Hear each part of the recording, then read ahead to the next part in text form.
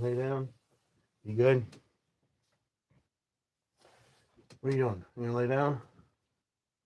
Okay, settle. Oh, wait a couple of minutes. Let's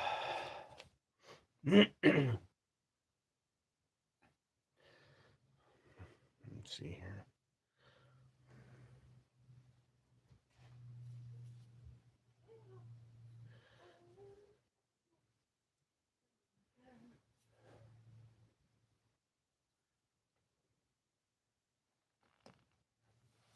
All right, guys, I'm gonna get started here. Oh, what's this? Excuse me. Um, all right. Um,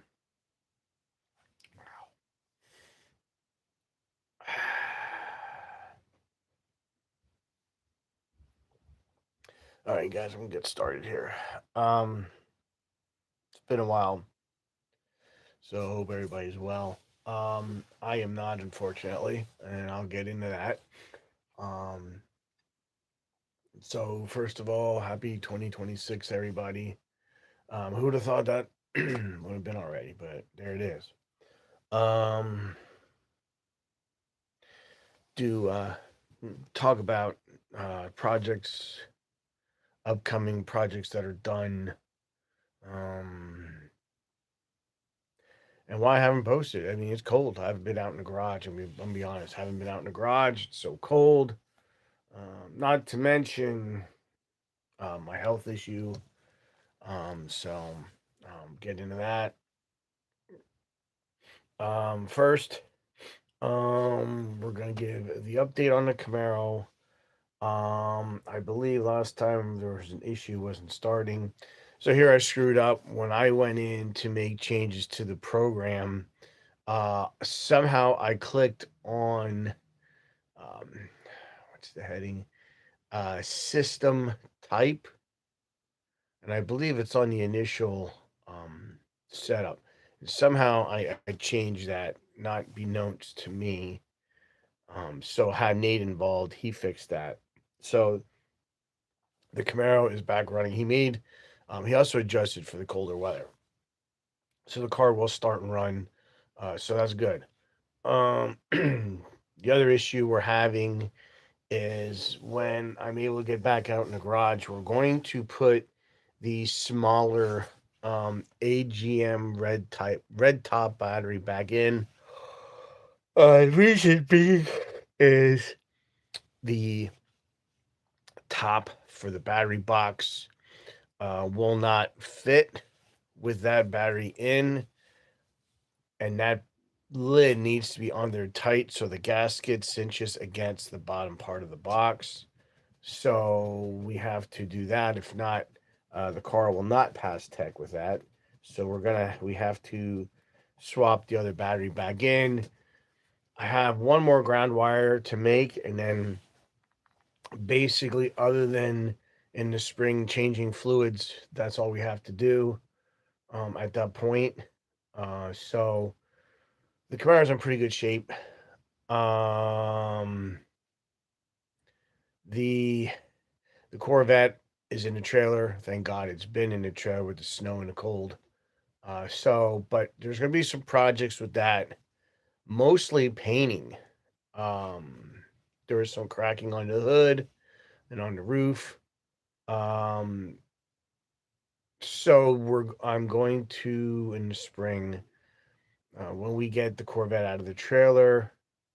I will be putting that where the Buick is or where the Camaro is, so that way the Corvette's indoors and the Camaro will be in the trailer, and then I can start fixing paint work on the Corvette, which is going to take a bit because there's some stuff there. I'm going to try adding a flexing agent into the paint and primer. That should hopefully alleviate that problem. Unfortunately, it's the whole drawn out ordeal of sanding everything down and relaying stripes and everything like that. So that'll be more in the spring. Um, the Buick, we have uh, ice tires in the front. In the back, we put the biggest street slick we could fit on stock rims. So those are on the rear of the Buick right now.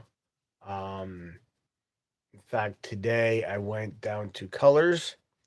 They had come here to the house, and they have a camera that that it takes pictures of the paint, and that camera will say what, um, for lack of a better word, what recipe is needed for that color. So they had done that. I think it was right before New Year. So I went down today, got that paint mixed up. So we do have, according to their database, we have the correct color for the Buick. So we'll see when we spray that. What else? Let's see. Tires are done on the Buick. That was the big thing.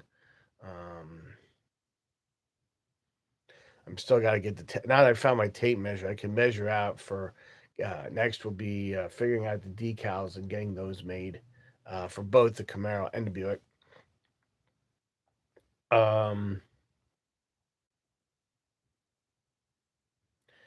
Just everything's at a standstill. Last weekend, I was out what, Saturday and Sunday, both days, just snow blowing and shoveling. And it looks like with this storm coming, it looks like I'll be doing probably the same this weekend. So hopefully, my health can improve to the point where I can do that.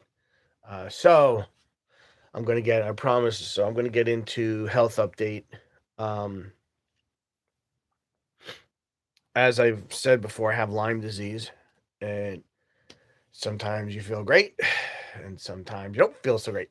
And right now it's not so great. So, on New Year's, I developed a constant ringing in my ears, or tinnitus, however you pronounce that. So I have constant ringing. In fact, I have it now every day, nonstop. When I sleep, all that. So I have that. So I had talked to my doctor, chiropractor. He's also a naturalist, friend of the family. So I talked with him. The whole because he almost died from Lyme disease about 30 years ago. So his pet project has always been working with other doctors and people in the know of Lyme disease and figuring out treatments. There is no cure for Lyme. There's a misconception that you can cure Lyme. You do not or cannot due to the shape of the cells. It's a corkscrew. So once it gets in your brain, it ain't coming out. It's stuck there forever. So uh, it's like an autoimmune disease. You can have it and then it goes dormant. And then when it kicks up, it's going to kick your ass. Unfortunately, something triggered mine. I was fine for a few years. Mine got triggered. So you can probably hear my voice very nasally. That was after this. Now it's nasally. I had 3 days of nausea, unexplained nausea, um, loss of appetite. So now that's subsided. So now it's going to the whole sinuses and stuff. Probably see I'm all red in here and everything. So that's where the issue lies now. So basically, why is this getting worse? Well, here's the deal. So my doctor has a treatment option. It's a little more aggressive. It's not medication, it's using herb. And he has used this on quite a few patients, and he's had success with each one using this treatment. So basically, what they're doing is he's having me take the herb cat's claw twice a day, and then also taking Benadryl with it. Um, so basically, what cat's claw does, it goes through your entire body, every corner, crevice, whatever, and it looks for any kind of organism, cell, whatever you want to use. And if it does not have your DNA, it kills it. So any kind of foreign stuff gets killed, and your body removes it. Unfortunately, when that happens, it also can kick up certain um, symptoms. Sorry. So and when that's why you take the Benadryl. The Benadryl helps with swelling. I don't know if you can see my neck is all swollen. Um, so the Benadryl is supposed to help with any kind of allergic reaction. It helps block histamine, which is the body's natural defense towards any kind of foreign, um, anything foreign that comes in your body.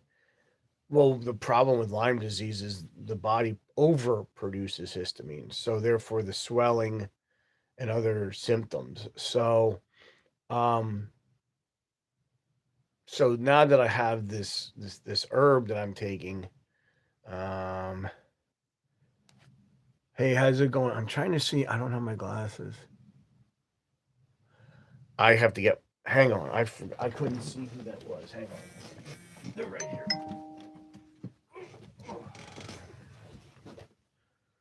All right. Who said hello? Sorry, guys. Barb Hilton 63. Thanks for checking in. I think I talked with you before, but it's been a while, so I forgot where you're located and stuff, and I'm sorry. So anyway, on my story. So I'm not sure how many weeks. I mean, I've been doing this treatment for 2 weeks. There's some things that are better. Some days I feel better, and then there's been a number of days where I'm not so good. Unfortunately, today's been one of those days. Oh, okay, in Canada. Okay. Then remind me not to complain about the snow and the cold to you that we're getting. So yeah, I'm gonna check with my doctor tonight. I'm not sure how many weeks this treatment goes, uh, but one of the things that I read in an article that he had was in sometimes you feel worse before you get better, and I'm thinking maybe that's where I'm at is I'm getting sicker um, more this week. Um, so I'm hoping this leads to something where I can feel better overall in the end. Um, so yeah, I've just been battling with that. Um, and unfortunately, the other thing too is just depression and stuff that can also settle in sometimes. So I've been working on that. So I got Lyme disease from my wife. I didn't know this about Lyme. My doctor told me, but Lyme is you can um, it can be transmitted through intercourse. Obviously, being married, that was happening. So a few years back, I got really sick, body aches, couldn't move, nausea, chills, fever. So that's was the onset. I had 3 days of that. And it took me probably a good almost 3 months till I was at 100% at that point. So basically, the last few years, I've been okay, not great, but okay. Little things would pop up here and there, and I would just, oh, that's just part of getting old or whatever. Um, so now the fact that I have Lyme, um, this is one of the times it's kicking up. So now we're actually battling the Lyme itself with the use of the treatment that he has me on. Unfortunately, it's also gonna trigger some things. Hopefully, like I said, other patients have done this and they've had really, really good outcomes. Unfortunately, when you first start it and in the middle of the tough part, this is what you have. You have symptoms and other things develop, and that's where I'm at right now. Like I said, you can hear I'm all nasally, voice is scratchy. So that was my week. I was basically started the week off with nausea for 3 days, and then that subsided. And then about an hour later, I got the whole sinus thing. So that's kind of typical from what I read. That's typical. So um, and the depression and other stuff as well can be triggered with this whole treatment. That once it gets so far along, that will go away as well. The big thing is the ringing in my ears constantly. Um, I'm really hoping that's the biggest thing is the ringing in my ears because it's as long as I'm doing something or there's other background noise, I hear the ringing, but it's not as bad. But at night when you're laying in bed or it's quiet, just seems like it's really loud, and that's when it really bothers me. So I'm really hoping that and I'm hoping within the next week or so, I'm hoping that starts to diminish and hopefully the treatment can be pulled back a little bit and go into a maintenance type of setup, not where we are aggressively going after the line, but something just for maintenance. We'll see. I am going tonight to the doctor to discuss with him where we're at, where we're going to go moving forward, and about how long are we looking at this. So hopefully those are questions he can answer for me. Uh, but yeah, that's what's been going on. Like I say, with the cold, I've not been out in the garage, and probably shouldn't be either until um, things with this treatment settle down. Um, but yeah, so that's what's going on. Trying to think. Oh, I'm going to. I think I may look into some other stuff for the Buick. We have to get a safety loop for it yet, which I need to. I'm gonna look into that a little more. See if I can get a application specific loop, because then maybe I don't need to cut up the floorboard. I really don't want to. Uh, and I also want to see which suspension setup I want to use to help control any kind of a wheel hop that we might incur with the sticky tires on the back of it now. Uh, so I'm gonna look into that. Um, but yeah, the Camaro basically is ready. I mean, and it's good. Well, just change fluids and it's good to go. Um, Trying to think if there's anything else. Uh, the Corvette's basically gonna be on the back burner um, until the weather gets nice because that's going to be um, just a lot of paint work, a lot of masking. So we'll see, and I'll do videos and stuff on that when the time comes with that. So, um, as you can tell, my mind's all over the place. I'm saying a lot. Unfortunately, that's also what I have going on with that. And yes, I'm tired. I'm sorry, but I'm extremely tired and run down from this. Um, so I may do an update, a health update at some point, um, just to have let everybody know how I'm doing. But if anybody was wondering why I haven't been posting, that's why. Just been having a lot of health stuff going on and trying to address that. So that way I can, hopefully, I'm hoping to be over this hurdle by the time the weather starts to turn and get warmer, so I can get some work done, so we can get some um, get to the track and get some videos up of actual racing and stuff this year. So that's my goal. I want to make sure I'm as healthy as I can be. Um, but well, that's it, guys. I'm gonna wrap it up here. So um, as I say in my videos, thanks for watching. Watch out for each other. Take care of each other. We'll see you next time right here on Big E's. And remember, do it for Hank and try to be simply the best. We'll see you next time. Bye for now.